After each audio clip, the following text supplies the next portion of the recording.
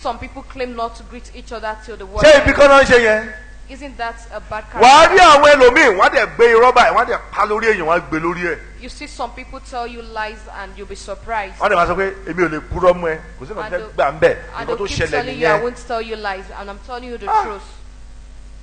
Wọ́n wá dúró wá wò báyìí pé And you stand in awe, ṣé ẹni èèyàn tó da ni ṣá? asking if this person is a good person.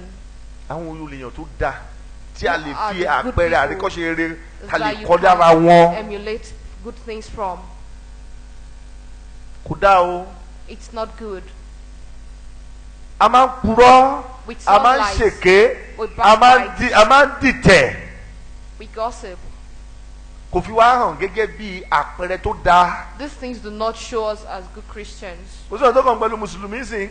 I have Ìjọ nothing to Ọlọ́run the Muslims kò kọ́ right now. ẹni ìjọ sílẹ̀. It does Ò not bá jẹ́ exclude Rídímù o, any church. kò jẹ́ NFM o, kò jẹ́ Whether Catholic redeemed, o, kò jẹ́ Catholic Anglican o, or Anglican. gbogbo ìjọ ayé yìí pátápátá. Every church in the world, Ìṣe wa ò dáa. with all are not good in terms of A ní character. àpẹẹrẹ nǹkan tá a lè fi lélẹ̀. We have no examples that we can show to people. Irọ́ la máa ń pa kùrà. We all tell lies. Àwọn tó lè jáyàn láyà. The kind of lies that can scare one. Irọ́ tó lè pààyàn ẹlòmíì lẹ́kún. Lies that can make some people weep. Ó dẹ̀ jọ kó change. Why not try to change? Tẹ̀síwájú. bẹ́ẹ̀ ni ìwọ kò gbọ́dọ̀ sọ̀rọ̀ ní ọ̀ràn kí ó tẹ̀ sí ọ̀pọ̀ ènìyàn láti yí ẹjọ́ po. Ó pọ̀ ń bí o. We have lots of this. Ẹlòmíì tó bá rí mo dẹ̀ rí kí n lọ. Ẹ ló tí o ìdébẹ̀ èmi kẹ̀. When you see Ọlọ́run ní some jẹ́. people that deny doing certain things, Ẹni tó wà gbàgbọ́ gọ́. then what more when we have an unbeliever? Irú adájọ́ yẹn ń sìn Kírísítẹ́nì ni. That tó bá church dé ní was a Sunday, Christian. Ó lè jẹ́ onídùúrù ni. Ó lè máa ní tán ti máa dúró. As a Sunday, he would go to the Tó church. máa ní wọ́n gbàdúrà. He prays soberly to God, I surrender. claiming to have surrendered all to God, Wọ́n dẹ̀ bá tẹ̀lẹ́lẹ́ni jẹ́. and he ruins other people. A ṣe máa ronú lórílẹ̀‐èdè àwọn adájọ́ wọ̀nyẹn. Why don't we think Kí ló ṣe wọ́n náà ṣé wọ́n máa ń ronú ṣá? and ask if the judges ever Mi rò pé àwọn think? adájọ́ ń ronú. I don't think Ẹ̀yin the ọmọ Ọlọ́run ẹ̀ judges ní think. rẹ́jọ́.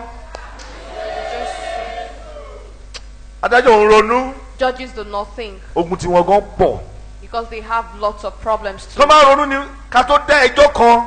If they think before Á wò they yí give pé the judgment, lórílẹ̀‐èdè yìí irú ẹjọ́ báyìí ṣẹlẹ̀. Irú look nǹkan at báyìí it that ṣẹlẹ̀. in this Irú nǹkan country, báyìí these ṣẹlẹ̀. things are Irú nǹkan happening, báyìí ṣẹlẹ̀. and this is happening. Ǹjẹ́ aréyàn dá ẹjọ́ òtítọ́ yẹn? and ask if anybody has given a good judgment. Àárí. We have not seen such person. Bójú ọmọ mínísítà mélòó ti di owó. How many ministers' children have Ṣebí looted? ọmọ gọ́vnà Adamawa gọ́vnà Taraba Jigawa Jigawa. The Ṣé son wọ́n ní of wọ́n the ká owó Jigawa kan mọ́ state lọ́wọ́? governor was found with some money. Ọmọ Aríṣekọ́lá ṣèbí wọ́n sọ pé ó ṣe oil scam. Arishekolah's son Kí la wá mú jáde said to bẹ́ẹ̀? have been involved in oil scam. Bẹ́ẹ̀ ọmọ aláìní bàbá kan bá ṣerú ẹ̀. But if a child Ibẹ̀ làwọn adájọ́ wá parents kàn are sí not mọ́. known, Wọ́n kàn sí mọ́ ojú wọn lé. does such a thing, that's why you see the judges Wọ́n máa hold sọ their power. òyìnbó tó nítumọ̀. They start speaking English without meaning. Láni pé I hereby sentence you to 55 years imprisonment. Giving out judgments without Ẹ thinking. béèrè pé ọmọ gómìnà mélòó láti in prison bẹ́ẹ̀. Ask that how many governors' children are we in prison? Àbí òótọ́ òsì lọ́rọ̀ yìí ni. Am I not saying the truth? Ẹ lè má gbọ́ ẹ jẹ́ kí mi sọ ọkọ tí bàbá rán mi. You might not understand, but let me tell you what my father has Kọ́lọ̀ said jẹ́ to me, kórílẹ̀-èdè yìí kó dà. so that the country will be good. Sórí nǹkan tó ń ṣẹlẹ̀. You see what is happening? Nǹkan tó ń ṣẹlẹ̀. This thing's happening. Ó dàbí pé Nàìjíríà ò lọ́jọ́ ọ̀la mọ́. Makes Nigeria look like a country without a future. Tó o bá ti lè jalè. If you Kò cannot purọ́. steal or tell lies Kò wà nídìí ìbàjẹ́. or be among people who do bad things, O ò lè rọ́nà gbà ní Nàìjíríà. you have nowhere to go to in Nigeria. Ọ̀tẹ̀ pọ̀ o. We have lots of Ní this. àpẹẹrẹ nǹkan tó jẹ́ ọmọ Ọlọ́run nínú wa. We have no example of a child of God among us. Tẹ̀síwájú.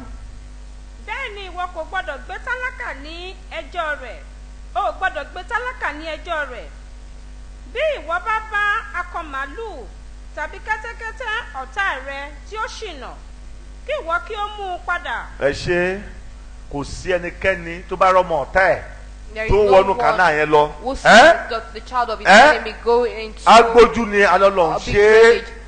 ẹ̀san Ọlọ́run ẹ̀san Pretends not Ọlọ́run to ẹ̀san see and Ọlọ́run thanks ẹ̀san God Ọlọ́run ẹ̀san that the God of revenge. bọ́tà ẹ̀gán bá kú ẹlòmíì máa jáde lóhùn ṣe testimony pé Some mo people dúpẹ́ o when their enemies die, ìyá they tó come ń dà mí to láàmú látọ̀dọ̀ ti testify pẹ́ ó máa kú o that the woman troubling me has died. kí lè rí ẹ. What do you gain from it? John 15:19 kí ni ayọ̀ ẹ níbẹ̀. What is your joy from that? ó kú ṣé ìdùnnú tiẹ̀ ni. That person died. Is it your own joy? a ṣe fi inú tó mọ́ ká fi ṣe àmì àpẹẹrẹ rere gẹ́gẹ́ bí onígbàgbọ́ gidi. Why don't we show examples with clean hearts? Onígbàgbọ́ ni mí I am a believer. mi ò gbúdọ̀ ṣe báyìí I mustn't do this. bẹ̀tẹ̀ onígbàgbọ́ ló ń purọ́ But believers are the Ló ones ń who tell dìtẹ̀. lies. Who are àárí involved in òótọ́ gidi deceit. sọ kí ló ti We do wí. not tell the truth. ìbáṣe pé ẹ̀yin ṣe ti ayé ayé ìbá fẹ́ àwọn tirẹ̀ ṣùgbọ́n nítorí tí ẹ̀yin kì í ṣe ti ayé ṣùgbọ́n èmi ti yàn yín kúrò nínú ayé. Ọlọ́run ti fẹ́ kúrò nínú ayé God has taken you away from the world. ó ti mú ẹ kúrò nínú He ayé. has taken you away from the world. bí ẹ tó bá rí àárín ọ̀sẹ̀ ṣe ọ̀pẹ́ ìsìn ìfìlà borí wa You àbí can see that today we have a cap covering our heads. tó bá di àárín ọ̀sẹ̀ During the week, tó bá rí irun tẹ́lòmíì ṣe sórí when you see the kind of hairstyles some people have, ó ní sọ pé àǹtí wàá rí most of them ẹ̀mí máa ń lò wọ́n o you'll be surprised wọ́n á because gbẹ̀rún some of burúkú them yẹn sórí have a good Ọlọ́run relationship kù with the Spirit. sùúrù bó jẹ́ mi lọ́lọ́run If orí I wọn were yẹn God, máa kó iná sí a máa gbóná wó oṣù mẹ́ta for 3 months. ẹlòmíì tó máa mú irun báyìí tó bá ṣe àkọ́rí pé irun bí irun wèrè Some people have funny hairstyles on them, bí rẹ̀ ń jẹ́ pé òye gbogbo nǹkan ayé ẹ̀ ti dojúrú. like someone who does not understand his life anymore. ọmọ Ọlọ́run búra àwọn náà ṣe tattoo Children of God swear and have tattoos on eléyìí tó their tún wá body. tẹ̀ wá tí wá wọ́ọ̀sì jù ó sì ń báyìí tó wá sọ èmi The worst wọ́n wá lọ among mú them irun is- ẹkùn wọ́n wá tún kì í sójú. Then they fix false lashes. ṣé ìyẹn tún wá lọ lẹ́gbẹ̀ẹ́ kan bẹ́ẹ̀ That is aside. nísìnyí rèé tó fi ń fi èékánná gún mi lọ́wọ́ Right now, àwọn I have èékánná someone who, èékánná bí ya kan mọ́ mọ́ ẹ̀ wá ó ní àjọ̀nú kan ń tẹ̀lé ọmọ yẹn mo wá wò pé yes mo ní kókó ọmọ wẹ̀ wá ná a woman came and complained Bí about àwọn a èékánná goat jàmbá. chasing the child, and I checked the nails. ọwọ́ mi tó bá rí àwọn máàkì kan wà kọ́lẹ́dé rí ń bẹ̀ èékánná náà fi gún mi o. If you see my Èékánná. hand, I have some marks there. It was nails that they used against me. ẹlòmíì tó bá tún wá mọ́wọ́ yẹn á wá kún kọ́lọ̀ mẹ́rin lórí èékánná kan Some people have about 4 different colors of paint on one finger. jọ ṣé yẹn fi àpẹẹrẹ hàn pé onígbàgbọ́ lẹ́ni Does that portray you as a good believer? kò ṣó pé ọmọ Ọlọ́run ní ẹ̀ That doesn't portray you as a child of God. Olúwa gbàdúrà wa May God answer our prayers. wòlíì kan náà mú níjọ́ Monday ní police station A Aguda prophet was arrested at Aguda police station. nígbà tí màá bọ́lọ́pàá yẹn sọ̀rọ̀ ó When ní he you was say this talking one be prophet to the police, mo ní yeah he's a prophet ó ní he no asked if the man was ó ní really a if you see prophet. the kind hair tó fi irun tó wà lórí ẹ̀ He ó asked, ní all these area boys irun he tó wà said if lórí I ẹ̀ had seen the hairstyle he had on, it looked like that of a hooligan. Ọlọ́run á ṣàánú wa May God have mercy on us. tó bá di Sunday sí náà ìyẹn náà dúró bóyá ṣọ́ọ̀ṣì tó ń lọ á dé On Sunday, probably in his church, he begins to prophesy. ṣé Ọlọ́run kó kù sùúrù God is really patient. ìwà wa làbá yí padà We should try to change our characters. ká jẹ́ àríkọ́ṣe rere We should be good examples. ká jáwọ́ nù àgàbàgebè We should try to stop our deceits. ká máa sọ òótọ́ We should tell the truth at all times. ṣùgbọ́n à ní òótọ́ sọ But we do not tell the truth anymore. ṣùgbọ́n máa rí pé òun sọ òótọ́ But make sure you tell the truth. ẹlòmíì Some people ó rí pé ọ̀tá òun ó ti mẹ́ni lọ́tà ń sìn are seen, Tó bá fẹ́ wá are jẹun. seen another person as their enemies. ẹni yẹn èèyàn kan sọ kíní kan fún mi ó ní láti 5 months mi ìmọ̀ kó ń ṣẹlẹ̀ ní Nàìjíríà Somebody told me 5 something months that I do not know olóhùn happens ṣe in oúnjẹ Nigeria. òun ò lè rẹja, òun ò lè rẹran, is that òun ò lè rẹyin. for 5 months he's been cooking without fish, egg, or meat. Mo ní ha And I exclaimed, ha ha. Ó ní ó dẹ̀ ń fi ìgbésí ayé ẹ̀ búra and he swore with his life pé òun ò ra ẹran, that pé he has ẹran rèé not o, ibò kó bought jẹ́ ẹran meat, ìrọ̀lẹ́, ẹran alalẹ́ tó ń rà, ó even the lóun ò ones they lówó buy ẹ̀. at night that he could not afford. Ọlọ́run á ṣàánú wa, Ọlọ́run á ṣàánú wa. Jonathan apẹ̀rẹ̀ rere wo ló fi lẹ̀? Jonathan, what good example is he leaving Kò behind? tẹ́kẹ̀ láti kó rice wọ Nàìjíríà kó ní It pé cost him rice nothing to yìí o import rice ẹ máa rà ní to the country 5,000. and tell you to buy it for Ẹ jọ sí 5,000 Jonathan máa naira. campaign kó tó wọlé lẹ́ẹ̀kejì. And you believe that Nigeria should Ẹ sọ̀rọ̀. Jonathan should come in for his second term. Ní bá fẹ́ tàn yín, màá gbé rice wọlé 5,000. If I want to deceive all Ẹ rà of you, fún oṣù mẹ́fà 5,000 I'll 5,000. sell rice to you for Àwa 5,000 wá ilẹ̀ naira tó for tó 6 láti fi months. dé Ìkọ̀tún, á fi dá oko ẹ̀wà, I will àgbàdo, not try to get the land from here from kílẹ̀ tí Ikotun pele ẹ̀gẹ́, for beans and àdàlọ́ other bẹ́ẹ̀. plantation. Gbogbo ẹ̀yin youth ẹ̀ ń jáde, a máa gbà yín síṣẹ́ oko. For every youth that graduates from Ó school, mọ̀ ń pẹ́, we ó mọ̀ ń employ pẹ́, a you. máa gbẹ́ Whether you 50,000, know about it 70,000, or not, 80,000, we employ you, 100,000. paying you from 50 to 100,000 naira. Oúnjẹ máa pọ́n lù àbọ̀ oúnjẹ ò ní pọ́n lù. Won't we have lots A wá of food in padà the sórí country? oúnjẹ yẹn. Then a wá we should ṣe- go back to the food and he will do it again. Iná wà kó kan mẹ̀kúnnù.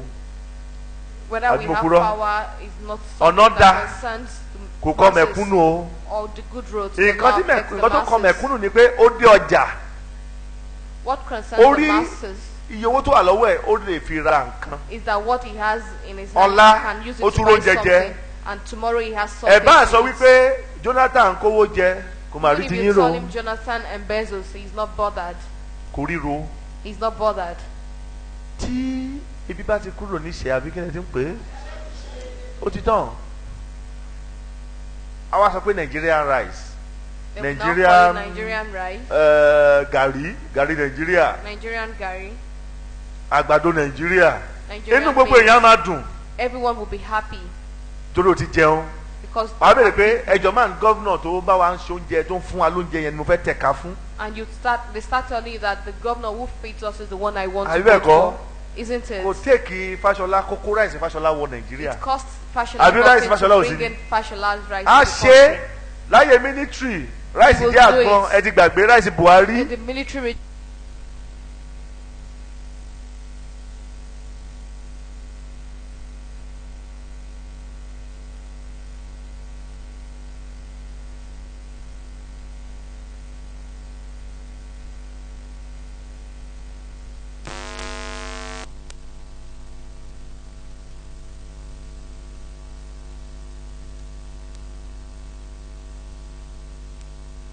Fún torí pé wọ́n ti jẹ́ ká fi nǹkan sínú because they've given us something to feed on. ló bá tàn. That is all. Ìyẹn ni àpẹẹrẹ tó yẹ kí ìjọba fi lélẹ̀. That is the kind of example the government needs to leave behind. Èmi ò ń dìbò. I do not vote.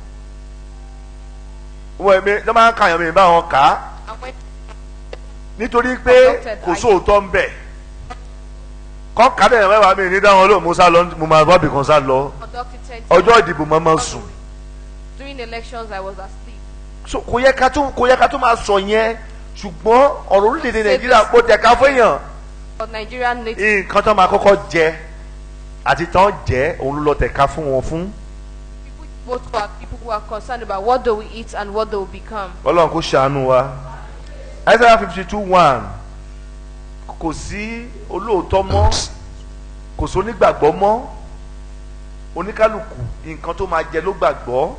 Everybody thinks they can eat. Ṣọ́ọ̀ṣì tá à ń lọ gbogbo nǹkan tí pásọ̀ wù kó sọ. Churches we Wàá rí go o tá a to, bá parí nǹkan sí the yìí pastor only o speaks and ojúṣàájú speaks. But at the end Church of ló the wà. service, you see hypocrisy in the ọ̀tẹ̀ church. The seats. ṣọ́ọ̀ṣì ló wà kágbàyà See others oníyàwó in the church, ṣọ́ọ̀ṣì ló wà someone else's kágbọ́kọ́lọ́kọ́ Someone else's ṣọ́ọ̀ṣì ló husband, wà you find it in the kápúrọ́ church. ṣọ́ọ̀ṣì ló Telling wà lies, you find it in the church. nínú ṣọ́ọ̀ṣì In the láyé church. àtijọ́ wọ́n máa sọ those pé days. inú ṣọ́ọ̀ṣì la wà á gbọ́dọ̀ purọ́ nínú ṣọ́ọ̀ṣì o People tell you that we are in the church and we shouldn't tell lies. láì ṣe wípé o wá ní pé wẹ́ báìbù lélẹ̀ Not that you tell them that this is a Bible.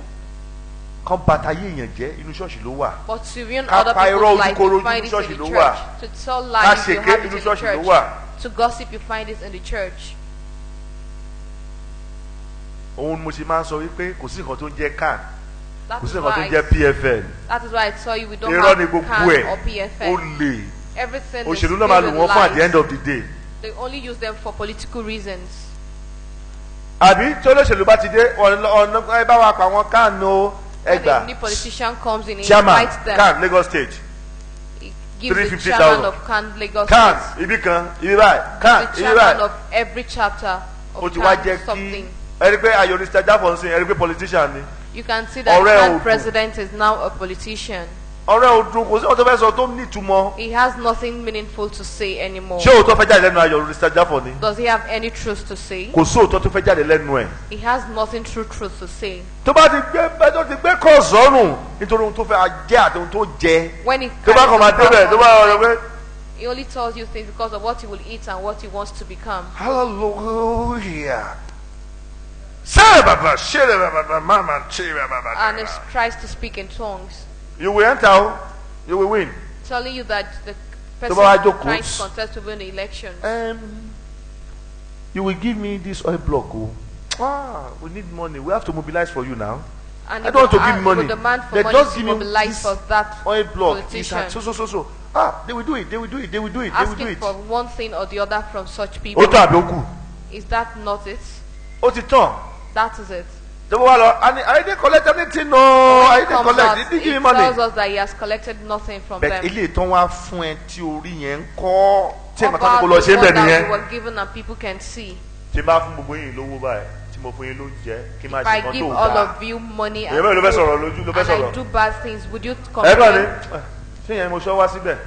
You tell yourself that is not what I came here for, Kò dẹ̀ dáa, which is not good enough, kò dáa. which is not good. Ọlọ́run ṣàánú wa. May God answer Kí our ló ti wí prayers. jàre? jí gbé ara rẹ ró ìwọ Síónì.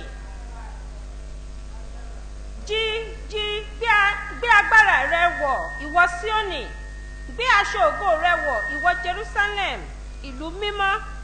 Nítorí láti ìgbà yìí lọ, aláìkọlà òun aláìmọ́ kì yóò wọ inú rẹ mọ́. Ẹ ṣé.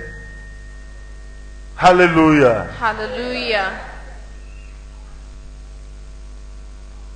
Ọmọ Ọlọ́run, Children of God, mo fẹ́ bẹ̀ ẹ́ torí àsìkò ti lọ, mo fẹ́ I bẹ̀ ẹ́ want to beseech you lọ béèrè lọ́wọ́ ara ẹ pé tó To bá ask wà kí yourself ìwà kankan that sọ if pé you ṣé do ìwà yìí anything bad, ṣó bójú mu. ask yourself if you've done anything, if what you just did was good enough. Ìwà tó bá ti bójú mu má ṣe o. Anything you know is not good, please do not do it. Ìwà tó bá ti bójú mu Any character that is not good, má sọ o. do not get involved. Ìwà tó bá ti bójú mu Characters that are not good, jáwọ́ nú ẹ̀. desist from them. Ìwà tó bá ti bójú mu Bad tó lè tẹ́ character ènìyàn that could bring you down, rí wípé o yọwọ́ nú ẹ̀. see that you go away from them. Ìwà kí ìwà, Bad character, ìwà tó dáa, bad character, ìwà tó sunwọ̀n, characters that are not good enough, ẹ jẹ́ àyọwọ́ nú ẹ̀. let's stop them. Ẹ jẹ́ kí a wà tó dáa. Let's do things in a good way. Má wo bí ṣe wàásù sìn. Ok, kéèyàn kan máa wàásù bí n sìn. If someone were preaching here on the pulpit Kí máa bọ̀ bóyá mo dé tà ń bẹ̀ yẹn. and I am coming in from the other side, Wàá rí i pé àwọn ọ̀ṣà wọn á ní kí n wọlé. you see that the ushers will allow me in. Ṣé ìwà tó dáa ni? Is that good? Kò dáa. It's not good. Ẹ jẹ́ kí primate náà bọ̀ ọ̀bọ̀ náà kó dúró síta. Let the primate to understand that he has to stay outside when the sermon is going on. Àwọn ẹbẹ̀ kọ́. Isn't it? Nítorí bẹ́ẹ̀ tá a bá ń ṣe nǹkan gbà míì. That is why Nítorí when pé we are àwọn doing things, ọ̀ṣà ò mọ̀. because the Ẹ bá ti ushers ṣe do nǹkan, not know, wọ́n sáré gbé ní ẹ̀ báyìí gírígírí. Wọ́n á gbé wá báyìí. Wọ́n máa ṣe run lẹ́sẹ̀kẹsẹ̀. Wọ́n á ní helter-skelter. ṣílẹ̀kùn àlejò wá ti dé náà. Ó fẹ́ jẹ́ kó bínú ni. They Ẹ ṣe jẹ́ kó start bínú. telling you that the guest is around. You want him angry. Ẹ ṣe jẹ́ kó bínú. Why not let him get angry? Ẹ jẹ́ ká ṣe kíákíá o. Ẹ jẹ́ ká ṣe Try kíákíá o. Ẹ jẹ́ ká ṣe kíákíá o. Try to do things in haste, Kò dáa. which is not good. Àbódà ni. Is it good? Kò dáa. Ẹ jẹ́ ẹni mọ́mi wa ẹni sùúrù. wọ́n sọ̀rọ̀ lọ́wọ́ wọ́n Why wàásù not lọ́wọ́ tell tó máa such ṣe kíni person to wọ́n á be a sílẹ̀ little bit fún yín patient that tó bá something fẹ́ is going bínú, on in the church? jọ̀ọ́ Afterwards, the bínú. door will be opened. bí primate bá ti bá wàásù nǹkan tó jẹ́ káwọn èèyàn dúró síta If the primates ẹ were jẹ́ kó náà preaching dúró síta and people stand outside, then you should also be Bẹ́ẹ̀ ká allowed ẹ̀jẹ̀ máa to sá stand kiri. outside. ó jọ lọ́hùn ni. Why should you run around? Is he God? ẹ dúró ọ̀rọ̀ yín bọ́lá ọmọ bá dé ẹ jẹ́ kó ní sùúrù If ẹ God náà wills, gbẹ̀yàn let's kan ẹ be jẹ́ kó ní patient. sùúrù ẹ ní Let sùúrù such sá. person be patient. ayé ẹsẹ̀ bá pọ́n lé ẹ fún níjòkó. If you want to honor him, give him a seat outside. tí wọ́n máa sáré kiri kiri But running around. tẹ́ bá ti ń ṣe àdúrà lọ́wọ́ abẹ́ à ń ṣe kankan lọ́wọ́ jẹ́ kó ẹnìyẹn ní sùúrù. When we are praying and anything important is being done in the church, Kò let sẹ́ni tó such ju person Ọlọ́run be lọ. be patient. No one is above God. tọ́nà bá ti tẹríba ìyẹn ni pé àárí ìwà tó da láti kọ́ lára ẹ̀. When that person bows, they will have something to emulate from àtijọ́ him. nígbàgbọ́ ṣòro To be a believer is not easy. onígbàgbọ́ tó ń mu sìgá A believer that smokes, tó ń jorógbó àtòbí that eats cola nut and bitter cola, tó ń mu jẹ̀dí àti ògógóró that drinks all kinds of concussion. àpẹẹrẹ wo ló fẹ́ fi hàn What legacy are you leaving kò behind? sí àpẹẹrẹ kankan You have nothing to show. àbí ó sọ pé mo ra stout mo fẹ́ Or fi lo you, oògùn or you tell yourself you're buying a bottle of stout to take a drug. kò dáa It's not good. kọ́lọ́n kó gbàdúrà wa. May God answer our prayers. ẹ jẹ́ àjáwọ́ ní gbogbo nǹkan tí ò bá ti dáa. Let's desist from everything that is not good. Mark 16:15. Mark 16:15. tí o bá ti ń ṣe ohun tó bá ti ń ṣe nílé ayé yìí Everything you do pápá in ẹ̀yin ọ̀ṣà life, most ẹ̀yin especially the oníwàásù ushers, ẹ̀yin the tẹ̀ ń ka preachers, ìfilọ̀ ẹ̀yin tẹ̀ ń ka people who make announcement announcements. ẹ jẹ́ ká mọ ọ̀rọ̀ tá a máa sọ ẹ má jẹ́ a máa sọ̀rọ̀ bí ọmọ Be ọ̀tá mindful of the bí ọmọ things we onímọ́tò. say. Let's not talk like touts and hooligans. tí ẹ̀yin ok mo rí àwọn ọ̀ṣà yẹn I saw the obìnrin kan fẹ́ ushers. wọlé A woman was trying to come in. wọ́n ń bá sọ̀rọ̀ wọ́n ní kó ṣí báàgì ẹ̀. They were talking to Ó her, dẹ̀ telling ṣí. her to open her bag. sọ irú obìnrin yẹn bí ṣe ń wo obìnrin tó ní ìbẹ̀rù ọlọ́run ní mi ò rí dáadáa ọbẹ̀ tó ní That ìbẹ̀rù kind of a ọlọ́run woman is a woman that has the fear of God in her. òun lóbìnrin tó wọlé màtá ń kọrin ó ní ìbẹ̀rù ọlọ́run nǹkan tó That ní kó was the woman ṣe that ó dẹ̀ came ṣe in ẹlòmíà when ní we were singing. ó fẹ́ ṣí báàgì mi fún kíni Some people will ask you Mo why gbé you bọ́ọ̀mù want to síbẹ̀ ni, check àbí their mo gbé bag, kókè síbẹ̀. asking if they had bombs in their mi ò bag fi máa wọnú or ṣọ́ọ̀ṣì something. ẹ jẹ́ kí n máa lọ lé mi. And they will tell you they are not coming into the church, they would rather go home. hallelujah. Hallelujah. ẹ̀yin àwọn ẹlòmíì You see wọ́n á some ṣí àyà sílẹ̀ ẹ máa wọyọ wọn exposing their cleavages. àwọn adẹnu ṣọ́ọ̀ṣì láì máa fi handkerchief láì máa fi bu àyà They wọn come into the church That's trying nonsense. to cover it with handkerchiefs and scarves. nonsense. àpẹẹrẹ tí ò dá ní That is not a good ó fi àpẹẹrẹ example. tó dá hàn. You're not showing a good example. òun ṣe ń bẹ̀ wá That is why I am begging you. àwọn ṣàwáyé iṣẹ́ gidi náà ń ṣe Our ushers are doing. ẹ jẹ́ ká máa gbọ́ nǹkan tó máa ti sọ fún wa Let's kò yẹ ká listen to tẹ máa them. stress wọn jù. Do not let us stress them. èèyàn dúró wá bẹ́ẹ̀ mọ́ mi bẹ̀ ṣe jókòó yẹn ẹ jókòó dáadáa Somebody comes to tell you to sit properly. jókòó dáadáa náà sọ fún ẹ yẹn. It has told you to wọn ò fẹ́ sit yẹ kéṣù properly. gbáre mú ẹ lọ́wọ́ ni. They do not want something bad to happen. àpẹẹrẹ tó dáa ní kẹjẹ ká máa fi lélẹ̀ Let's show good examples. ká má máa jẹ́rìí èké ká má purọ́ We should not bear false witnesses or tell lies. ká má dìtì ara wa. And we should not be ẹ jẹ́ kí a rí deceiving church bí ourselves. ìdílé aláyọ̀ Let's see the kí a church fi ìfẹ́ hàn like a happy family and kí a dẹ̀ máa ṣe share dáadáa ourselves. kí ló ti wí. ó sì wí fún wọn pé yes ẹ lọ sí gbogbo ayé yes. kí ẹ sì máa wàásù ìrere fún gbogbo ẹ̀dá. ẹni tó fẹ́ wàásù ìrere fún gbogbo ẹ̀dá A person who wants to ẹni tó evangelize níwà tó dáa that does kí not ni have wọ́n a sábẹ́ good ní kọ́nù character, wàásù ẹ̀ then what do you want him òfo to preach? ìwàásù ni.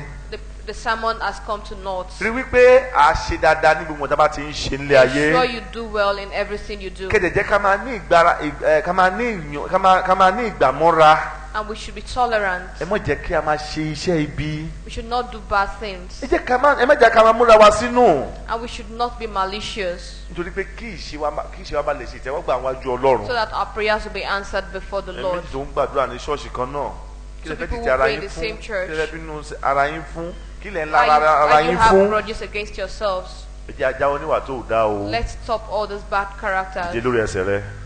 May stand on your feet.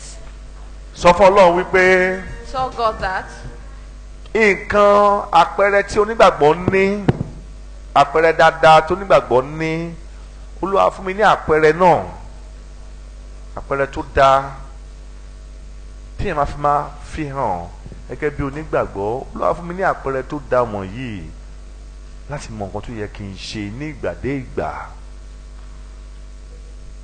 Jésù Olúwa wa. Ìwà tí a máa wù gẹ́gẹ́ bí onígbàgbọ́ tí a máa fi yọra kúrò láàrin àwọn aláìní ìgbàgbọ́, Ọlọ́run fún wa ní ìwà náà. Jẹ́ a lè máa yìn yín. Jésù Olúwa wa. Sọ fẹ́ tó wà lẹ́gbẹ̀ẹ́ pé jẹ́ àpẹẹrẹ rere àwọn onígbàgbọ́.